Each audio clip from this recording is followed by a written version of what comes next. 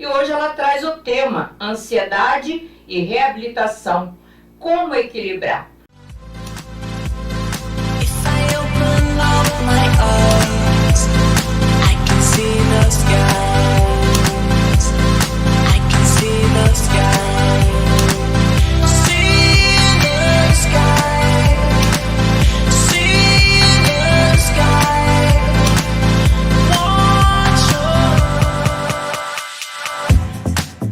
Olá, família TVI, tudo bem com vocês? Mais uma quarta-feira a gente aqui novamente com o programa Bate-Papo com Vera Lúcia. E vocês já sabem que temos as reprises sempre nas sextas-feiras às 12 horas, em todos os canais, em todas as plataformas. Bom, lembrando também de agradecer aos nossos patrocinadores, né, desde o início com a gente, e também o Westlink Tecnologia 100% fibra ótica, sempre patrocinando aqui as nossas lives. Quem quiser conhecer o trabalho deles, entre em contato pelo 0800 718 7875 ou 3952 5273. Bom, lembrando também para vocês acompanhar a TVI em qualquer lugar de onde você estiver, diretamente no seu celular, no seu tablet, na sua TV Smart, pelos aplicativos TV Digital, Orb TV, Unique TV, CX TV, TV Box, no novo canal do YouTube, canal TVI Itaipuaçu, que o antigo foi hackeado, e também agora estamos no Play Store. Vai lá no seu celular, Play Store, canal TVI, e baixa o aplicativo, fica ligadinho. Também no site, né, que é o www.tvitaipuaçu.com.br, onde vocês encontram toda a matéria na íntegra com as fotos. E você que gosta de uma boa música, Rádio Pix Web, lá você encontra músicas sensacionais, também de artistas locais. E você que tiver um pequeno ou grande, médio negócio, quiser conhecer o nosso trabalho e fazer sua propaganda, entre em contato pelo 021 994128509 ou 993144124. E agora nós vamos bater um papo com ela, que é a fisioterapeuta Janaína Santana, graduada em fisioterapia e pós-graduada em traumato-ortopedia e fisiologia do exercício. Janaína é natural do Rio de Janeiro, moradora de Maricá há 21 anos, e hoje ela traz o tema ansiedade e reabilitação. Como equilibrar? Seja bem-vinda, Janaína. Vamos descobrir um pouquinho, né, desse tema que está em alta ultimamente, né? Vamos falar então como a ansiedade, tanto do paciente quanto do familiar, pode interferir no processo de reabilitação física ou emocional. Você sabia disso? Fica ligada. Oi, Vera, tudo bem? Muito obrigada pelo convite novamente. Vamos falar um pouco sobre ansiedade e sobre como ela influencia em cima do paciente na reabilitação. Eu atendo a domicílio também, a dificuldade maior é segurar a ansiedade do próprio familiar, não do paciente. É verdade, O familiar, ele às vezes exacerba a pressão sobre o paciente. E isso causa um certo transtorno e eu acabo ficando numa situação de tentar equilibrar entre o trabalho que eu estou fazendo com o paciente e controlar a ansiedade do familiar para querer que ele resolva logo aquilo. É uma situação bem complexa.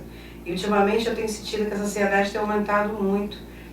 Há uns anos atrás a gente trabalhava e eu não sentia tanto isso. Não sei se isso tem a ver com pós-pandemia ou tem a ver com a falta de equilíbrio emocional geral das pessoas, mas quando o fisioterapeuta entra, o familiar já quer que você no dia seguinte já tenha resolvido o problema. E é difícil ele entender que precisa passar por um processo de reabilitação muscular, fisiológica e neurológica até o paciente conseguir o objetivo que a gente quer de reabilitação. Então, é mais difícil o familiar do que o paciente. Aí, no caso, você tem que acabar trabalhando a cabeça dos dois, né? Sim, e às vezes um pouco mais, porque nem sempre é o mesmo familiar que fica. E cada vez que troca o familiar que está junto com você, você precisa controlar aquela ansiedade. E se controlar para tentar falar as palavras corretas. Porque às vezes eles querem até que você faça o tratamento do jeito que eles acham que é melhor. E não esperam aquele processo adequado para a pessoa. Então, realmente é bem complexo. Até porque a fisioterapia, a gente sabe que tem vários processos, às vezes são 10 sessões, às vezes cara de 5 sessões resolver, que é o meu caso que resolveu, às vezes até mais, né, Janaína? Dependendo de cada caso, né? Então, existe a numeração 10 veio por conta do processo de plano de saúde. Uhum. Tá? É um número aleatório do plano de saúde que dá 10 sessões. Realmente, seu caso foi rápido, 5 sessões está bem, você buscou rápido o atendimento, o tratamento, o que não é o que acontece no normal, as pessoas realmente demoram muito, só vão quando está quase caindo um pedaço. Aí fica difícil, a reabilitação é mais difícil mesmo. Então não existe um número correto, 10, 20, 30. Tem paciente que fica comigo 2 meses, 3 meses. Tem paciente que chega com muleta e sai em 3 meses numa boa andando, porque a pessoa faz com mais eficiência, não tem uma pressão tão grande de familiares, mas às vezes é dele mesmo e ele sabe que precisa se reabilitar, então ele faz com mais ênfase os trabalhos, tanto em casa quanto na área que a gente está trabalhando, então fica mais fácil.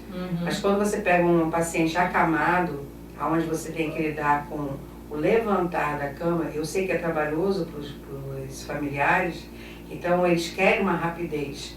E às vezes esse processo de ficar acelerando o paciente na frente dele é muito ruim. Então o que eu acho que é interessante é que os familiares pensem assim, vamos conversar com o terapeuta em particular, não na frente do paciente, não cobrando do paciente, não achando que ele já pode, que ele já deve fazer, porque o paciente ele tem um cerne sobre o que está acontecendo com o corpo dele. Então ele sabe o limite dele e a gente tem que respeitar o limite. É pela falta desse respeito que as pessoas se lesionam. Então o paciente já está com uma patologia, ele já está mal. Então ele precisa ter paciência. E não é o que acontece com os familiares. Os familiares tiram toda e qualquer paciência. Por eles estarem sem paciência, eles acabam transferindo isso para o paciente. E isso dá efeito negativo na reabilitação do paciente. Existe uma estratégia, então, melhor para a gente ajudar a controlar, né, a ansiedade, sem comprometer também o progresso da reabilitação do paciente? Procurar um terapeuta. O familiar que está tratando de um paciente acamado precisa ter um acompanhamento de terapeuta. A família precisa disso. A saúde mental é importante. E se a família não está com uma saúde mental, como é que ele vai ajudar aquele paciente a se recuperar de um problema que está deixando ele também com a saúde mental abalada? Então, assim, é um desequilíbrio muito grande. Então, o fisioterapeuta acaba fazendo um trabalho de terapeuta familiar, para poder equilibrar aquilo ali. E, assim, cada profissional tem a sua área de trabalho. Sim. Então, o conselho que eu dou à família que está passando por esse problema é procurar um terapeuta.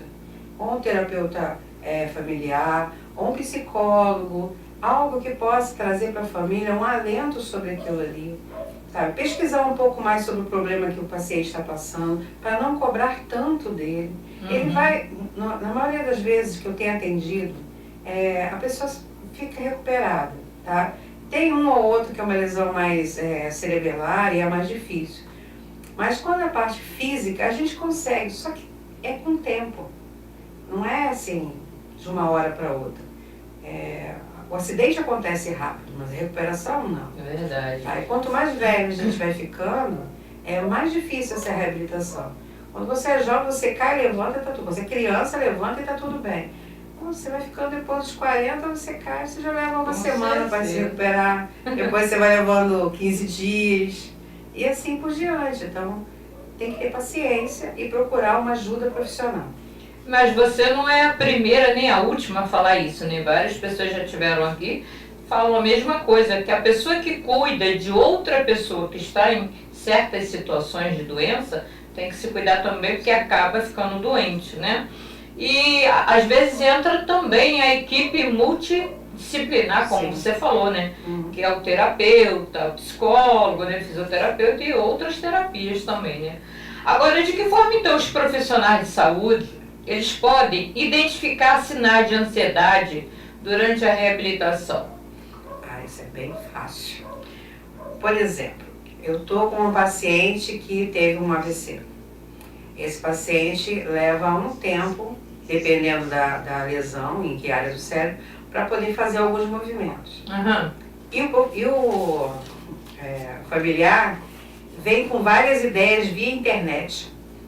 É mesmo, hein? Para eu fazer o trabalho. Uhum. Para nós, terapeutas, fazemos o trabalho. Então, o famoso Google. O famoso Google. Então, vem assim, olha, eu vi isso, eu vi aquilo. Eu sei que você tem que pesquisar sobre a doença para entender a doença, mas não sobre o tratamento. O tratamento cabe ao profissional que está fazendo ali. Então, se você não está acreditando naquele tratamento, se você acha que não está conveniente para você, então é super tranquilo você trocar o profissional. Você conversa com ele, eu acho que não está bom, e o profissional que está atendendo precisa entender isso também, respeitar as ansiedades da família.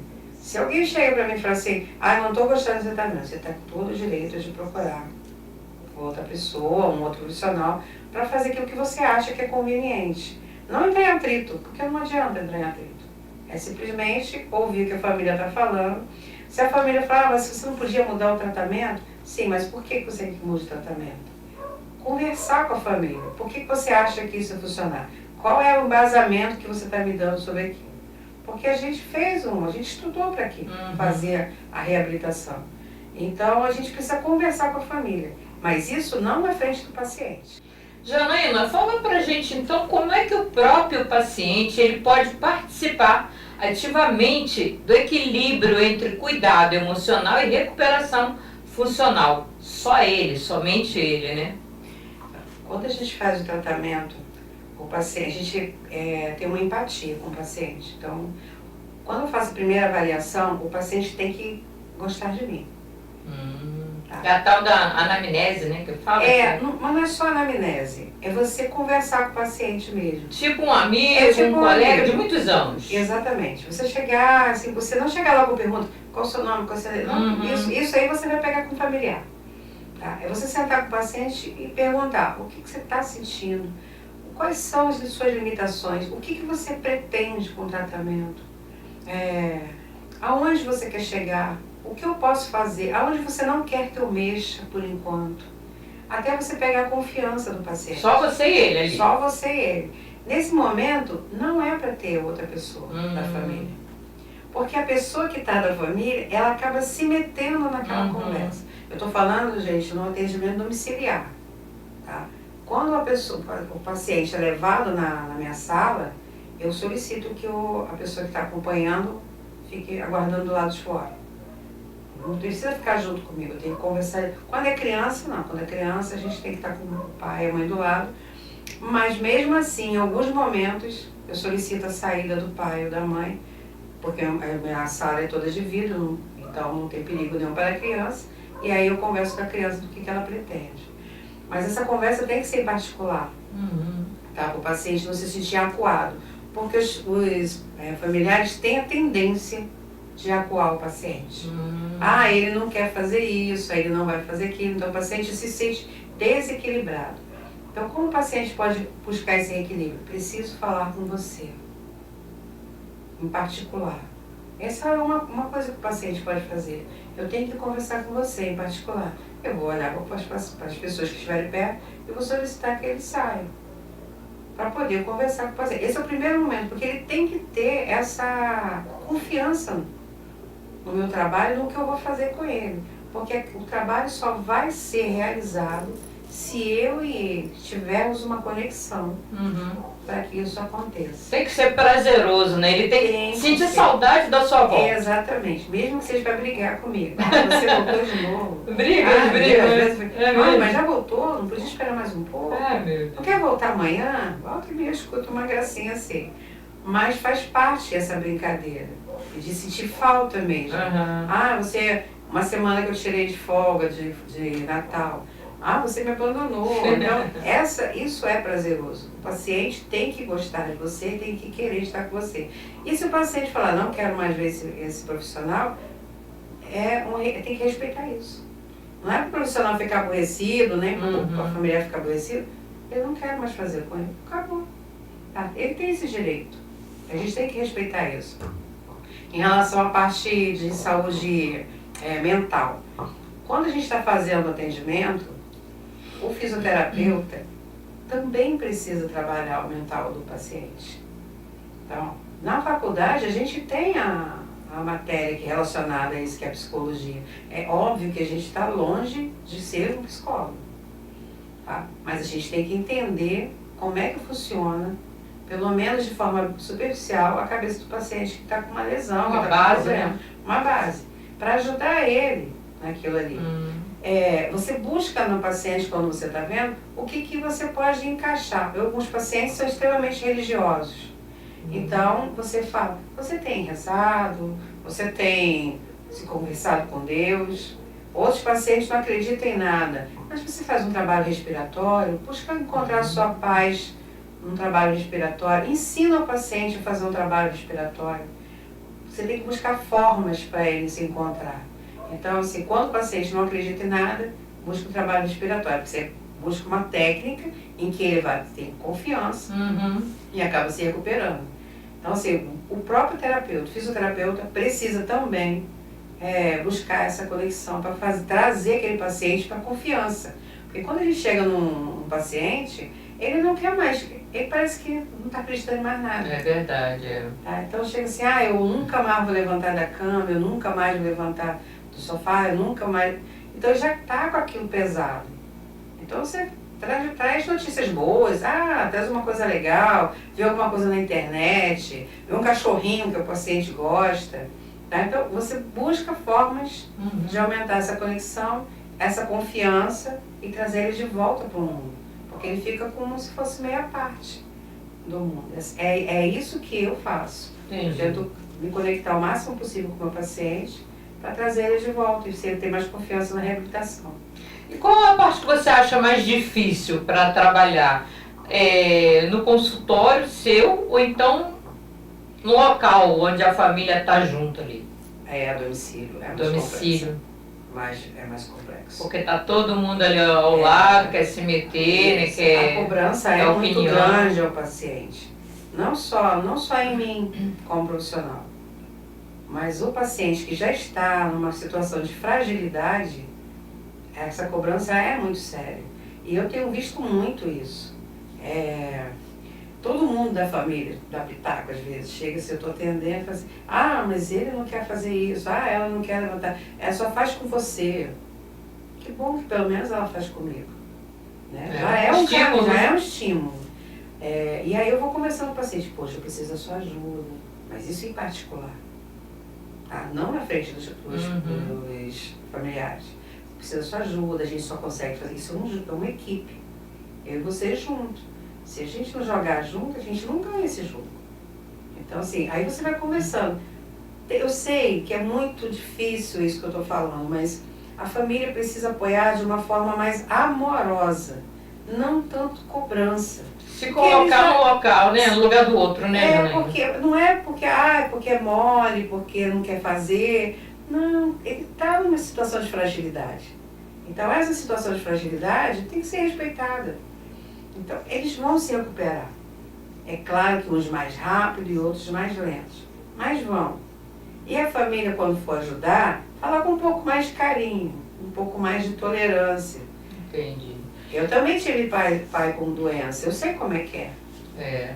Todos, acho que muita gente já passou e passa por isso, né? E é tão bom a gente falar sobre assuntos, né, que pode ajudar outras pessoas. Se você também tem um problema, deixa aí nos comentários, fala com a gente, né? É bom a gente interagir. A Janaína está sempre aqui, já é da casa, ela está sempre falando sobre essas terapias, né? Ela é fisioterapeuta, atende pilates também, então são coisas boas que ajudam bastante. Eu gostaria que você deixasse seu contato, seu Instagram, né? Quiser também deixar telefone, fica à vontade para você aí que está do lado da telinha, do outro lado, seguir Janaína lá e ver o que ela fala, é muito legal. Então, o Instagram é espaço.Janaína Santana. Lá tem todos os contatos, tem um e-mail, tem um telefone, tem a forma de trabalho, tem os caminhos que eu faço para poder fazer as reabilitações, tanto de pilates, quanto da fisioterapia tradicional, quanto da hidroterapia. Tudo tá lá. É só você entrar lá e você vai conhecer um pouquinho. Qualquer dúvida, entre em contato comigo pelo telefone que tá lá, que tem o WhatsApp, e a gente conversa. Quer deixar beijinho, Janaína? Eu deixo beijinho para todo mundo que são os meus pacientes e alunos. Agradeço pela confiança no meu trabalho. Também quero dizer que eu agradeço muito a Milena, né, que é a doutora Milena que está trabalhando junto comigo agora. Espero que vocês, precisando, converse com a gente, procure a gente. Estaremos lá para atender. Isso aí, gente. Eu também quero agradecer muito a participação de vocês e mandar um beijo aqui pro Vinilton Meirelles, Elizabeth Matos, Áurea Beckman, Patrícia Carvalho, Vanessa Esquerdo, Gisela Pereira, Rodrigo Coutinho e Ana Nazaré. E um beijo para a Janaína também, né? Minha fisioterapeuta do coração. Um beijo para todos vocês. Uma boa semana. Fica com Deus.